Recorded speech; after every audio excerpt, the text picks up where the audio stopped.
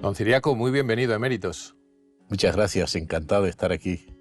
Obispo emérito de Albacete en Plasencia. Explíquele a nuestros telespectadores por qué está usted en Plasencia. Bueno, estoy en Plasencia porque soy oriundo de esta diócesis. Mi pueblo está a 7 kilómetros de aquí de Plasencia, ¿no? Viniendo de Madrid seguro que habéis pasado por ahí, ¿no? Y tengo además aquí familia, un hermano y sobrinos. Y entonces me iba a haber quedado en Albacete porque me sentía allí tan a gusto y tan acogido. Pero después, hablándolo con algún compañero, obispo, me dijo, hombre, si puedes por lo menos unos años, se sentirá más libre tu sucesor y además te evitará de que te puedan pedir, oiga, pues mire, los cambios que ha hecho este o lo ha hecho o no ha hecho, no, dice. Y en ese sentido te vas a sentir más libre, ¿no? Total, que hablé con el obispo de aquí y me dijo, sí, encantado, esta es tu casa, ¿no? Y aquí me vine. Obispo emérito, ¿cómo se vive de emérito? ¿Cómo vive un emérito? Pues mira, se vive bien, gracias a Dios, ¿eh? Bien, gracias a Dios. Aunque sobre todo al principio se echa mucho de menos todo el ritmo de actividad que uno lleva, estar con la gente, que yo es como más he disfrutado estando con la gente, ¿no? Pero te sientes también muy liberado. Para mí, sobre todo ya los últimos años en que iba notando más la escasez de clero, a partir del mes de mayo empezaba la tortura interior, pensando en nombramientos, cuando a veces no hay de dónde. Y en ese sentido creo que ha sido pues una gran liberación, ¿no? Le veo muy bien. ¿Cómo está de salud y a qué dedica el tiempo libre, si es que tiene tiempo libre? Sí. Bueno, pues mira, estoy bien, gracias a Dios. He tenido un problema de vista. Tuvieron que hacerme un implante de córnea que tuvieron que repetir. Y bueno, eso me ha limitado un poco. He tenido que utilizar a veces la lupa. Yo soy un buen lector. Y el primer año, los 2 primeros años que estuve aquí, hasta que llegó lo del COVID, la COVID, pues la verdad es que no paré, ¿eh? Yo creo que recorrí media España, la mitad de la diócesis de España, no tanto, pero sí que por lo menos en 10 o 12 sitios estuve, o 13 entre los 2 años, ¿no? Dando ejercicios a los sacerdotes, sí. A veces no es fácil encontrar, porque ya pues escasea el clero. Quienes a veces pueden darlo están con muchas ocupaciones y entonces los compañeros saben que estás libre y tiran de ti y te fuerzan. Todavía sigo, aun habiendo pasado, he estado pues recientemente dirigiendo ejercicios a los franciscanos aquí en Arenas de San Pedro, ¿no? Ejercicios espirituales. Sí. ¿Y qué más? ¿Cómo es su día a día? ¿Se bueno, levanta? ¿Qué hace, don Ciriaco? Después suplir a compañeros lo que me piden, ¿no? Había un compañero que ha tenido un problema de salud importante y entonces he estado antes de la Semana Santa, toda la Semana Santa e incluso pues algún tiempo después de la Semana Santa atendiendo una parroquia de barrio de aquí, ¿no? Y con mucho gusto, con mucho gusto, encantado. Pues mira, aquí nos levantamos, yo siempre he sido madrugador, en torno a las 6:30. Y después me paso casi 3/4 de hora haciendo gimnasia.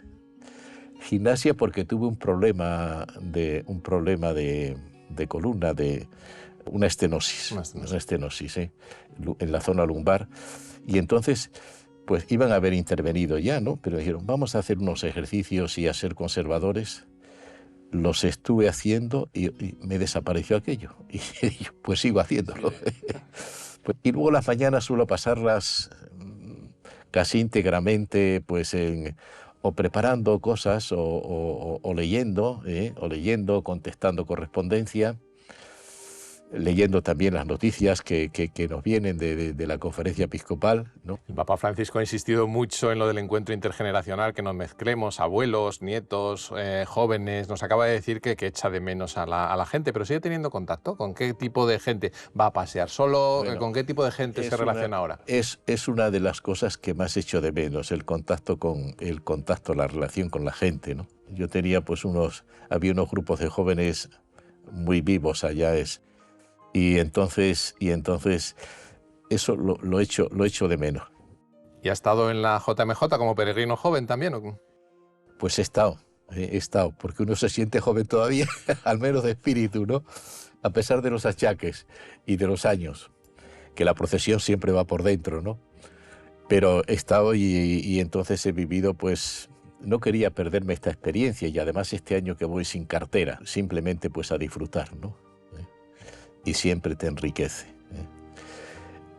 Los jóvenes a veces no tienen buena prensa, quizá en ocasiones con razón, pero yo estoy convencido que los jóvenes, porque son jóvenes y llevan pujante el árbol de la esperanza en el corazón, cuando se encuentran en circunstancias o se les exige cariñosamente, no solo son capaces de dar, sino que a medida que les pides más, dan más, incluso a veces son capaces de darse totalmente. Y eso lo he visto yo en las jornadas mundiales de los jóvenes. Unas caminatas con un calor terrible, durmiendo en el suelo. Digo, pero ¿cómo aguantan estos muchachos? Y felices, cantando todo el día, ¿no? Y volvían felices. Vámonos de la juventud a su juventud y a su infancia, dice el poeta, que es parte de la patria. ¿Cómo era el don Ciriaco de niño? Bueno, yo me crié en el campo, ¿entiendes? Me crié en el campo. Mi padre pues estaba de guardia en una dehesa, ahí en Extremadura, casi habéis pasado cuando viniendo de Madrid, casi habéis pasado por allá, ¿no?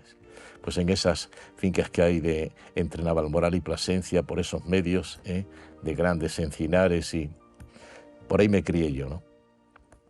Entonces pues una infancia pues muy sana. No teníamos allí ni fiestas ni vacaciones porque estábamos permanentemente pues ocupados. Mis padres, es un dato que quiero poner de relieve porque nunca lo agradeceremos suficientemente, ¿no?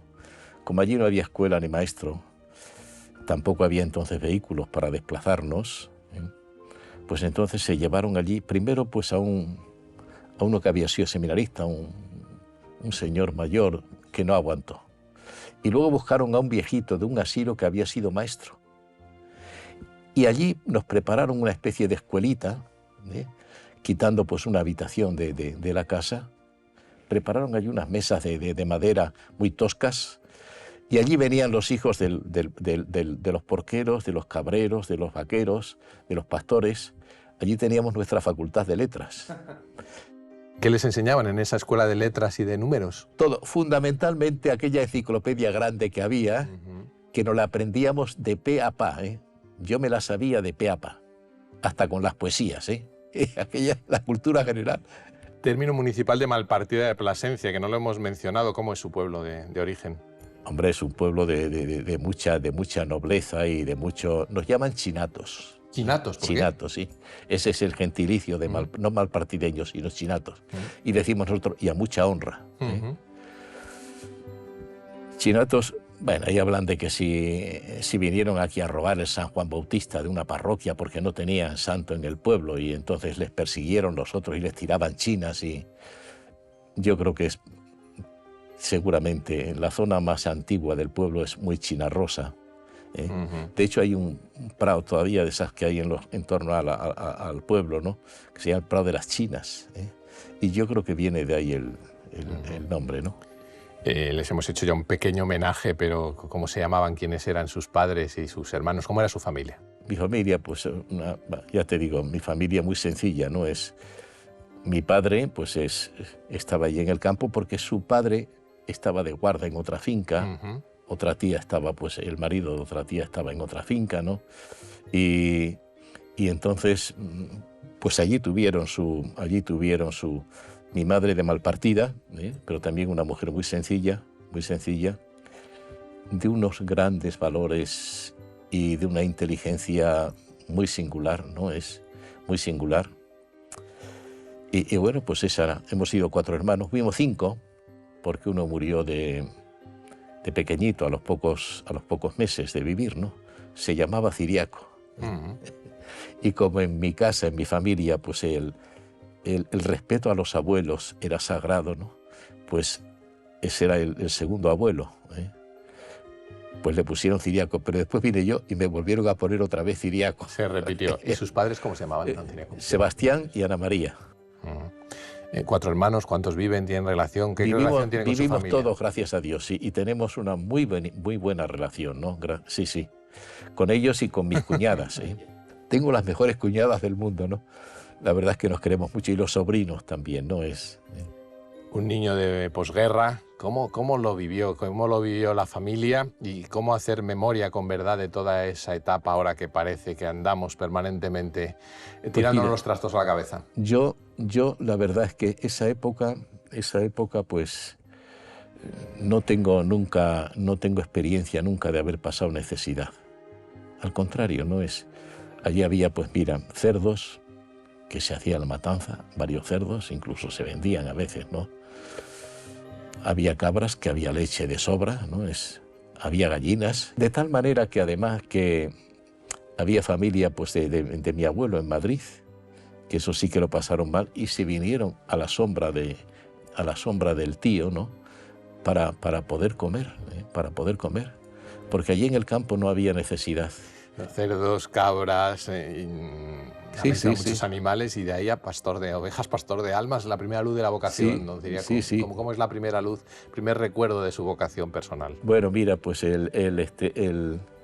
mi madre era pues una mujer, sí, religiosa, no es, sobre todo fue una religiosidad creciente, ¿no? Mi padre era más frío, ¿no? Pero también no es. Y entonces, bueno, pues nos enseñó a rezar de pequeños, no es. Pero la verdad es que yo no tuve, soy un caso original porque hay otros chiquitos que han sido monaguillos, han sido monaguillos o han sido yo, no fui monaguillo porque ya te digo, estaba en el campo, ¿no es? Y entonces, bueno, pues cuando vinieron aquí el pueblo, algún maestro que dijo, hombre, este chico se le dan bien los libros porque no estudia y tal, no es. Había alguna posibilidad de conseguir pues alguna beca, no es. Incluso los que habían sido dueños de las fincas habían fundado algunas becas que ya suponían muy poquito, no había para pagar ni la mitad de la pensión, ¿no? Pero pues entonces, pues al seminario, no es.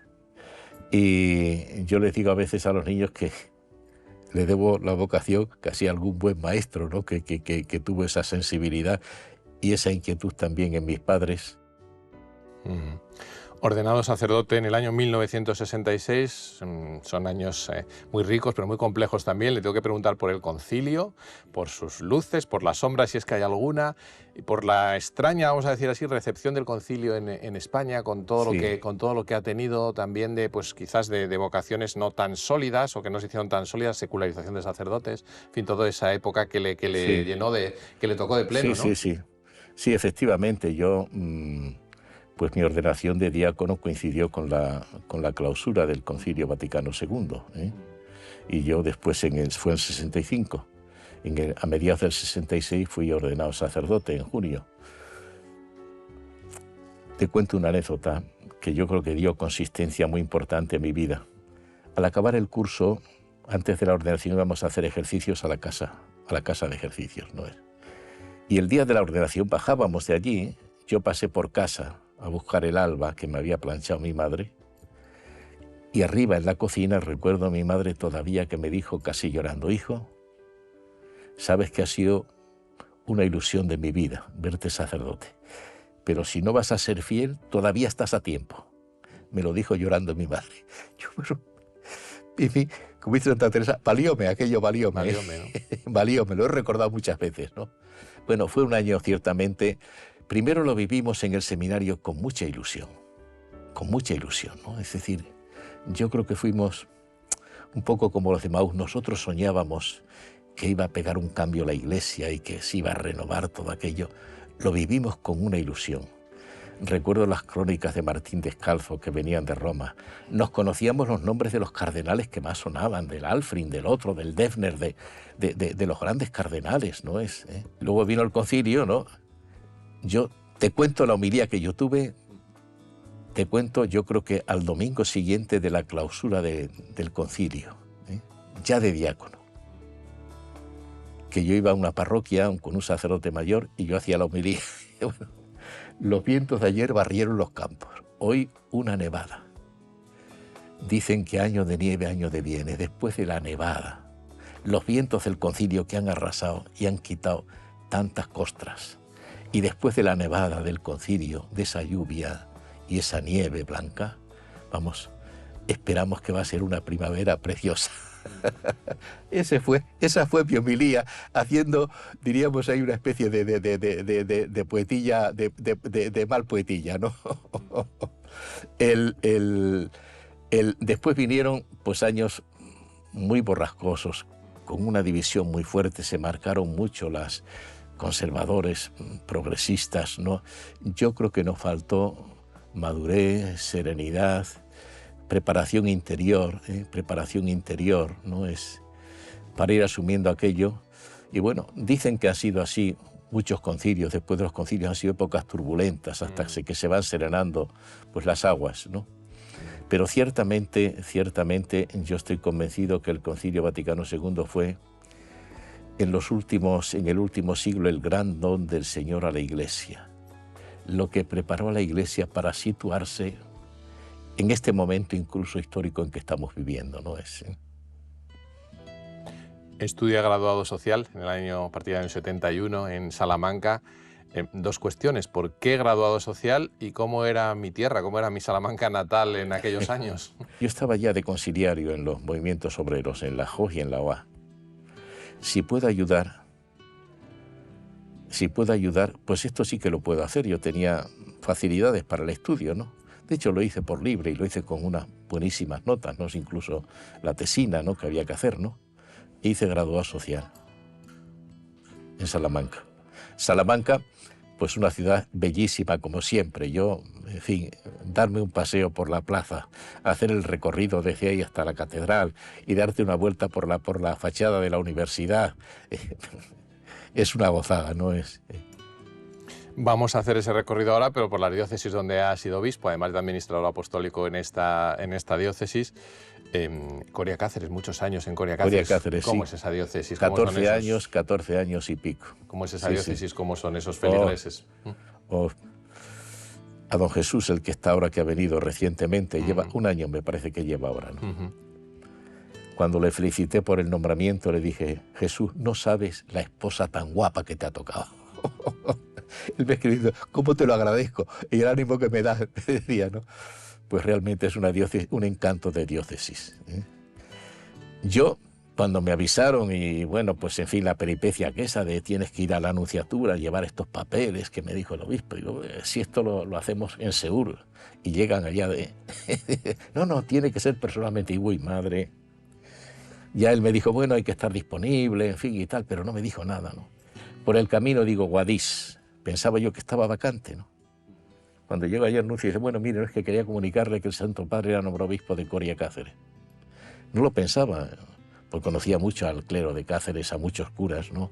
Conocía, y es ciertamente pues una diócesis que es un encanto de diócesis, ¿no? Muy variada. Empieza por las